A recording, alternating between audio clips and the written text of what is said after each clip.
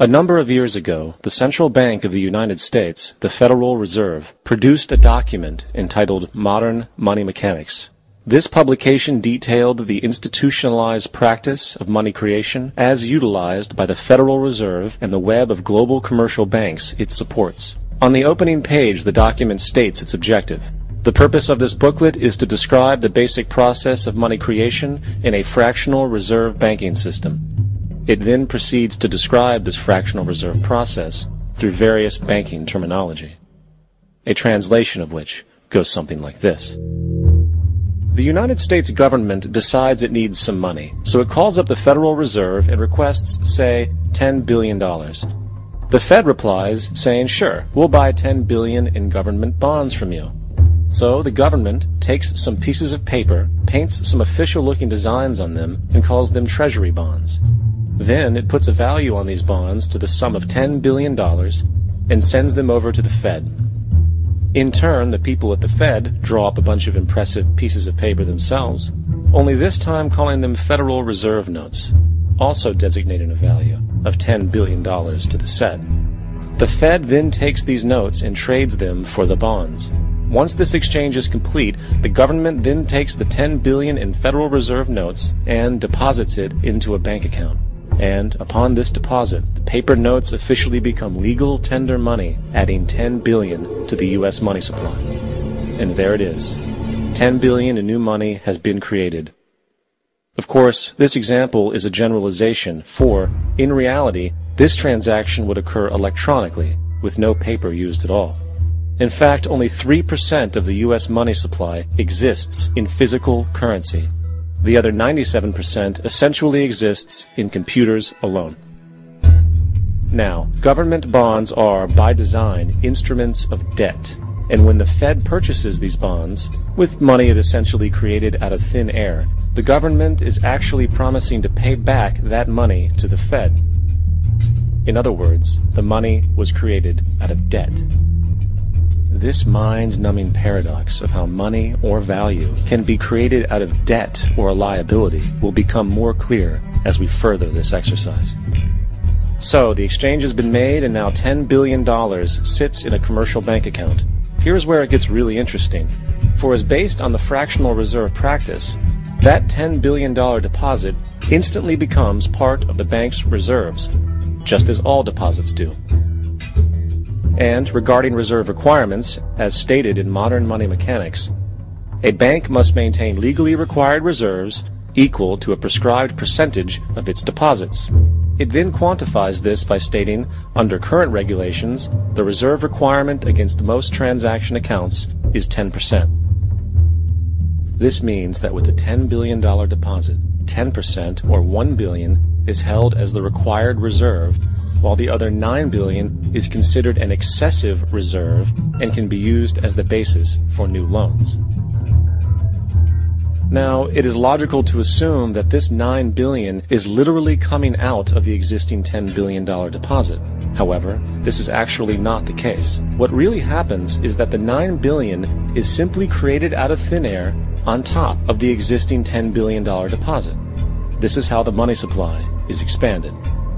As stated in Modern Money Mechanics, of course they, the banks, do not really pay out loans from the money they receive as deposits. If they did this, no additional money would be created.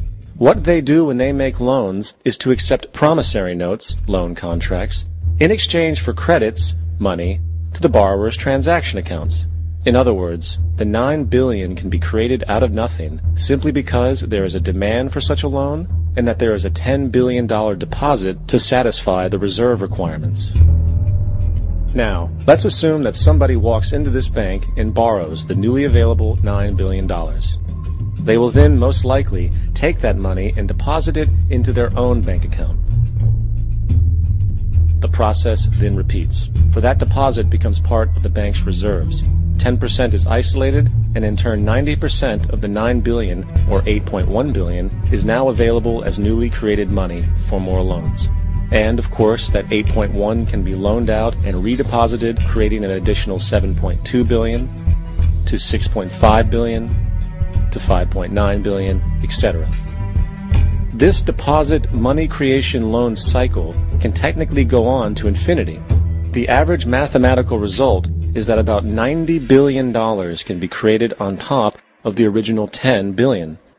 In other words, for every deposit that ever occurs in the banking system, about 9 times that amount can be created out of thin air.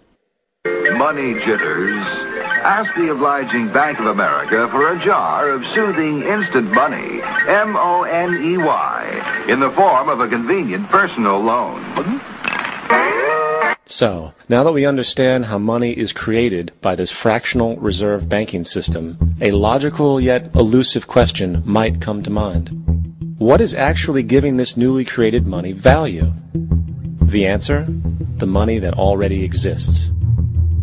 The new money essentially steals value from the existing money supply.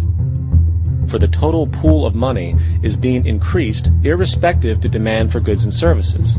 And as supply and demand finds equilibrium, prices rise, diminishing the purchasing power of each individual dollar.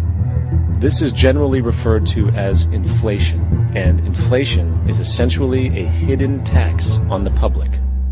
What is the advice that you generally get? And that is inflate the currency. They don't say debase the currency. They don't say devalue the currency. They don't say cheat the people who are saved. They say lower the interest rates. The real deception is when we distort the value of money. When we create money out of thin air, we have no savings, and yet there's so-called capital. So my question boils down to this. How in the world can we expect to solve the problems of inflation, that is, the increase in the supply of money, with more inflation? Of course, it can't.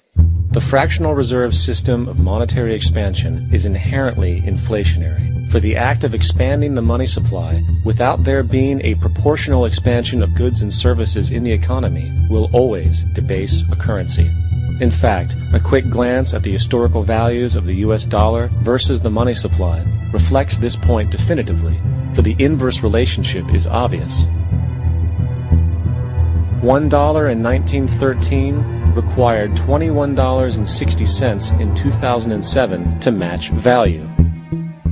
That is a 96% devaluation since the Federal Reserve came into existence. Now, if this reality of inherent and perpetual inflation seems absurd and economically self-defeating, hold that thought, for absurdity is an understatement in regard to how our financial system really operates. For in our financial system, money is debt, and debt is money. Here is a chart of the U.S. money supply from 1950 to 2006. Here is a chart of the U.S. national debt for the same period. How interesting it is that the trends are virtually the same. For the more money there is, the more debt there is. The more debt there is, the more money there is. To put it a different way, every single dollar in your wallet is owed to somebody by somebody. For remember, the only way the money can come into existence is from loans. Therefore, if everyone in the country were able to pay off all debts, including the government, there would not be $1 in circulation.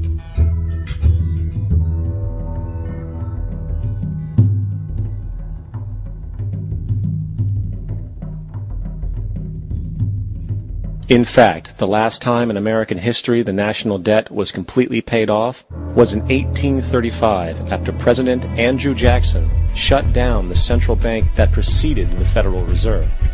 In fact, Jackson's entire political platform essentially revolved around his commitment to shut down the central bank, stating at one point, "The bold efforts the present bank has made to control the government are but premonitions of the fate that awaits the American people should they be deluded into a perpetuation of this institution or the establishment of another like it."